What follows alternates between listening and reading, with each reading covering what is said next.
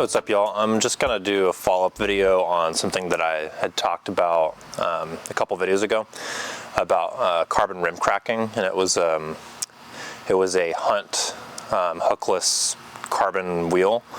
It kind of doesn't matter the specific one because this could be any Hunt wheel that you do this on. So they have the extra H care that you can purchase for extra. I think it was like 40 bucks extra. And if you crack your wheel like I did, what you can do is you can just, I'll kind of go through the whole process of what I had to do and your options there, but essentially you can get your wheel fixed or replaced without having to buy a new one through them. So I had a real life scenario come up where this happened to me, but when I bought this, it's a lot of times warranty stuff feels like you're like, okay, technically that's a thing, but by the time that you've actually done it, like, did you have to pay a bunch of out-of-pocket stuff and it took like a half year, or did they just overnight you a new wheel? So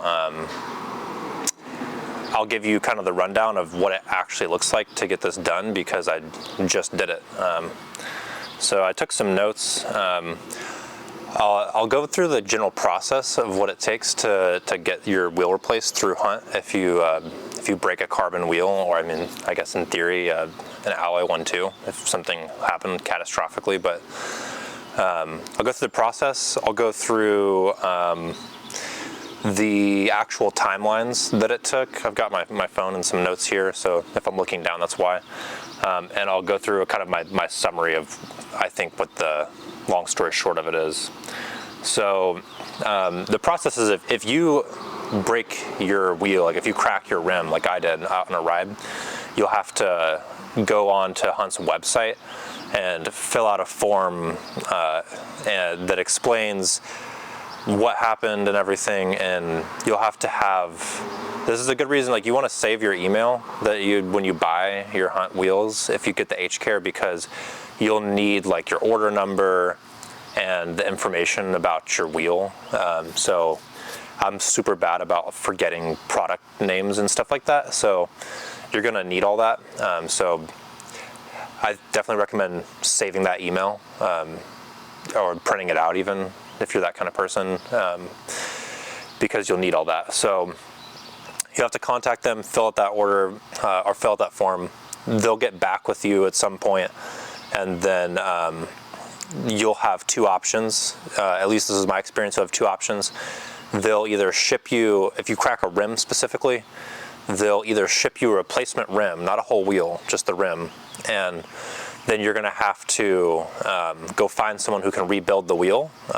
In my case, I live in Fayetteville, Arkansas, and there's some good local shops around here, so you'll have to find someone to rebuild the rim onto the existing hub that you have, and then you can send your receipt to them for the work cost, and then they'll reimburse you the money. And that's the route that I went, particularly because I thought, why not support a local shop? It's kind of a good reason to make a connection and be part of the community and give some money to a shop. So that's one route. The other route ends up being that you can pay out of pocket to ship your whole wheel to Hunt. They'll do all the work, and then I imagine they pay to ship it back to you at that point. So the biggest downside of that is you have to pay to ship the whole wheel back to them, which might be like 20 to, I don't know how much it would cost, but like probably $20, I would guess, something like that. Shipping a whole wheel, it's like a pretty big package. So that's your two options. And so I'll go through the timeline of what it took for me on when all this stuff happened. So on May 20th of this year, I broke my wheel. I contacted Hunt. 5 days later, on May 25th, I got a response from them. So it took them 5 days just to get back to me. On June 6th, they actually shipped the rim because they asked me what I wanted to do. I told them to ship me the rim. So it took from the 25th to June 6th for them to actually ship the rim. So that it wasn't like immediately that they did it, obviously. That was like 12 days that it took to actually ship it. they shipped it on the 6th. I got it on June 9th in the mail through like UPS, and I think that was a Friday. So the very next day I took it to a shop. So June 10th I took it to a shop, Highroller, shout out Highroller in Fayetteville, Arkansas. Dropped it off for them. It took them till, I think they finished it on like June 16th, but I didn't pick it up till the 17th, so it took them about a week to build up my wheel. You know, it's a local shop. They probably could have done it in like a day if they didn't have anything. They probably could have done it really fast if they didn't have any work orders, but I wasn't first in line or anything. So so it took until the 17th to actually be able to go pick it up. And when I picked it up by that same, you know, in the parking lot, or on the street rather, because it's downtown, I took a picture of my receipt and sent it to Hunt. And on the 23rd of June, they issued a reimbursement. They just refunded the card that I bought it with. They didn't really ask me how I wanted to do that. So, in summary, that took about 20 days until I got a replacement rim from when I contacted them.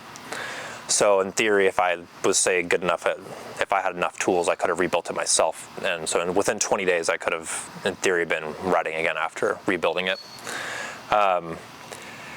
And it took about 27 days to have it rebuilt. So it took about a month to actually be riding again. Because you know that I had the wheel, then I had to actually set up the tires tubeless again, and then the entire process is about 30 to 35 days. So that's up to you whether or not you think that's a long time or a short time. I'm not going to give you like a judgment on whether or not I think that's good or bad. I think that's up to you, but I think like if you're wondering if they have like that kind of early Amazon days kind of customer service where they're like, you know, they're gonna overnight you just a whole new wheel and then like you can send them back the one that is cracked at your leisure and it's gonna be paid for. It's not like that kind of thing. Like if you're on your way to unbound gravel and you crack a rim on like on a shakeout ride, you're definitely not going to have a new wheel from them in time for the race. It's not going to be anything like that. But at the same time, it's not like a half year. So I think for me personally, my takeaway is they paid for everything the way I did it. I didn't have to pay anything out of pocket. The cost to rebuild a wheel was more than the $40 I paid. So just the labor paid for itself. And you know, it was fast enough to feel like not that big of a deal, but it was long enough that it was not like, oh yeah, this is just immediately taken care of. So I think that the practical takeaway to me is it's a good thing. Like if you buy the wheels, you should definitely get that $40 H-Care. But I also wouldn't think that just means that you're not going to have any interruptions in your riding schedule if you get a cracked rim. So for my take, I had an extra set of alloy wheels, which I did set up while I was in the meantime.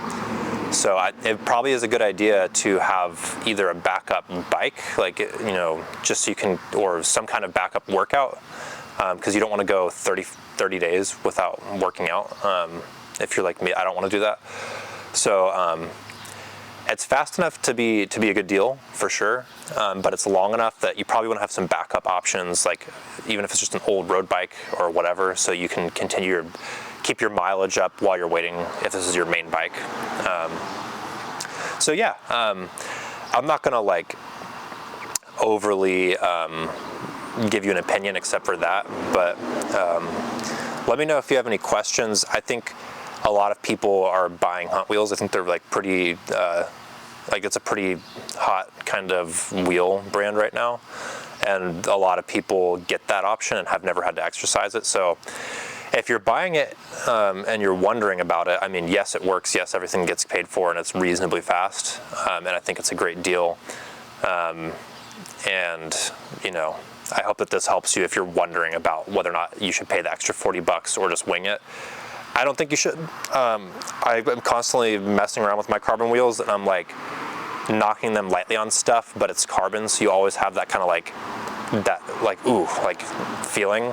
And it's a lot of extra peace of mind knowing that you have the H-Care. So, and also, I guess something else to mention, something I wondered is like, so if you do this, if this happens, I don't have a definitive answer on this. Maybe I'll try to contact them about this and then leave a comment on this video if I get an answer on it, so they'll have an update. But I was not prompted to pay an extra $40 for another H-Care.